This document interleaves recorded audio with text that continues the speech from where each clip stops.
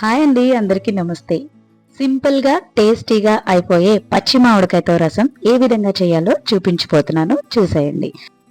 ఎక్కువగా రసాన్ని మనం చింతపండుతో లేదంటే టమాటాతో కాస్తారండి. కానీ ఇలా పచ్చి మామిడికాయతో రసాన్ని కూడా కాసుకుంటే మనకి ఆరోగ్యానికి మంచిది, అలానే టేస్టీగా ఉంటుంది అండ్ సింపుల్గా కూడా అయిపోతుంది. మరైతే నేను ఈ రసాన్ని పునాస మామిడికాయతో చేస్తున్నానండి. ఈ కాయ మనకి మామిడి పళ్ళు సీజన్ అయిపోయిన తర్వాత మనకి ఈ కాయలు అనేవి మార్కెట్లోకి అవైలబుల్గా ఉంటాయండి.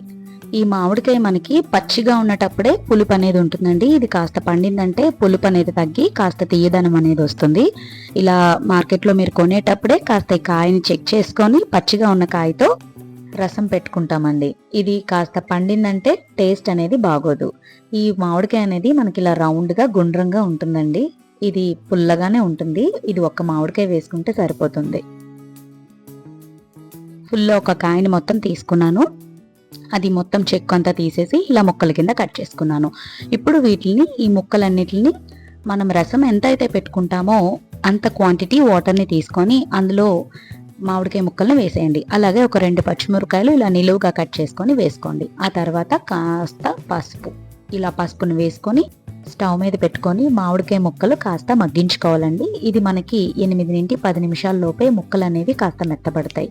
ఈలోపు కాస్త ఈ చారులో కాస్త ఘాటు కోసం ఒక 1/2 స్పూన్ మిరియాలు, అలాగే 1/2 స్పూన్ జీలకర్ర, దీన్ని మనం రోట్లో వేసుకొని అంటే కాస్త బరకగా దంచుకోవాలండి. మిక్సీ గిన్నెలో గనక వేసుకుంటే ఇది బాగా పౌడర్గా అయిపోతుంది కదా. ఇలా బరకగా దంచుకుంటే గనక టేస్ట్ అనేది చాలా బాగుంటుంది.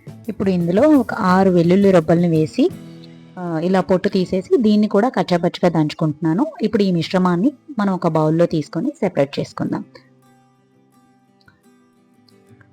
ఈ లోపు మామిడికాయ ముక్కలు అనేవి ఎంతవరకు ఉడికాయో చూద్దాం. ఒక 10 నిమిషాల తర్వాత మామిడికాయ ముక్కలు అనేవి మనకి ఈ విధంగా మెత్తగా ఉడుకుతాయండి.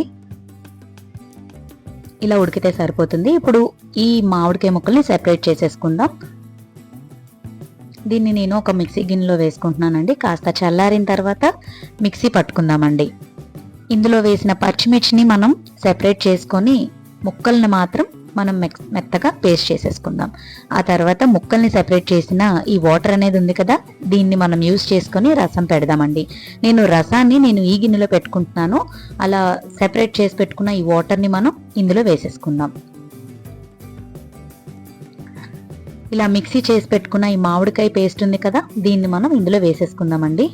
మొత్తం పేస్ట్ అంతటిని ఈ వాటర్లో మిక్స్ చేసేసుకుందాం. ఇలా కాస్త ఒక్కసారి గరిటతోటి, అంటే ఆల్రెడీ పేస్ట్ అనేది మనకి మెత్తగా అయిపోయింది కదా, దానివల్ల మనకి ఈ విధంగా వస్తుంది. కాస్త మనకి గరిటతో ఇలా అనుకుంటే గనక సరిపోతుందండి. ఆ తర్వాత మనం ఘాటు కోసం మిరియాలు, జీలకర్ర, వెల్లుల్లి దంచుకున్నాం కదా, ఆ పేస్ట్ని మనం ఇందులో వేసేద్దాం. ఇలా వేసుకున్న తర్వాత ఒక్కసారి మొత్తం అంతా కలిసేట్టుగా కలిపేసుకోండి. ఆ తర్వాత ఇందులో మనం సెపరేట్ చేసి పెట్టుకున్న పచ్చిమిర్చి ఉంది కదా, దాన్ని వేసేద్దాం.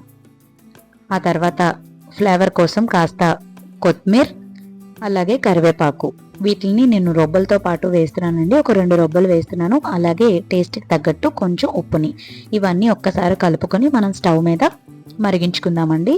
ఇది మనకు ఒక 5 నిమిషాలు మరిగితే సరిపోతుందండి. కాస్త మరిగిన తర్వాత మనం స్టవ్ ఆఫ్ చేసేసుకుందాం. ఇలా ఒక్కసారి మొత్తం గరిటతో ఒక్కసారి మిక్స్ చేసుకొని ఒక 5 నుండి 6 నిమిషాల వరకు మరిగితే చాలు. ఇలా మరిగిన రసంలో మనం నిలువుగా కట్ చేసుకున్న ఉల్లిపాయ ముక్కల్ని వేస్తే టేస్ట్ చాలా బాగుంటుందండి. ఇలా ఉల్లిపాయలను వేసి స్టవ్ ఆఫ్ చేసుకొని ఇప్పుడు మనం తాలింపు పెట్టుకుందాం. ఒక కళాయి వేసి అందులో కాస్త ఆయిల్ వేసుకొని కాస్త వేడెక్కిన తర్వాత ఆవాల్ని వేయించుకుందాం. ఆ తర్వాత వెల్లుల్లిని పొట్టు తీసేసి చక్కగా చిన్ని ముక్కల కింద కట్ చేసుకుని వేసుకుంటున్నానండి. ఇవి మనకి వెల్లుల్లి వేస్తే ఈ రసం అనేది మంచి ఫ్లేవర్ వస్తుంది. అలానే ఎండుమిర్చి, కరివేపాకు, ఇవి కాస్త ఎర్రగా ఫ్రై అయ్యేంత వరకు ఫ్రై చేసుకోండి.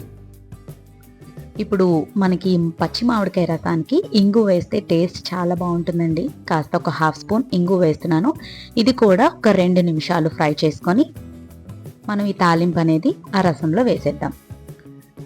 ఇలా ఎర్రగా వేయించుకున్న ఈ పోపుని మనం ఈ రసంలో వేసేద్దామండి. ఇలా పోపుని వేసిన తర్వాత మనకి రసం అనేది రెడీ అయిపోతుంది. ఇలా పోపు వేసిన తర్వాత మూత పెట్టుకుంటే ఈ తాలింపు అనేది ఈ రసం అంతటికి పట్టుకుంటుంది. మంచి టేస్టీగా ఉండే పచ్చి మామిడికాయతో రసం రెడీ అయిపోయింది. మరి ఈ పచ్చి మామిడికాయతో రసం గనక తీసుకుంటే ఆరోగ్యానికి చాలా మంచిదండి. ఈ రసాన్ని మనం వేడి వేడి అన్నంలోకి కలుపుకుంటే చాలా బాగుంటుందండి. వెజిటేబుల్ ఫ్రైస్ ఏమైనా నంచుకుంటే అద్భుతంగా ఉంటుంది. మరి ఈ పచ్చి మామిడికాయ రసాన్ని మీరు కూడా ట్రై చేసి ఆ రెసిపీ అనేది ఎలా ఉందో నా కామెంట్ సెక్షన్లో తెలపండి. అలాగే నా వీడియోని లైక్ చేసి, షేర్ చేసి, సబ్స్క్రైబ్ చేయండి. Thank you.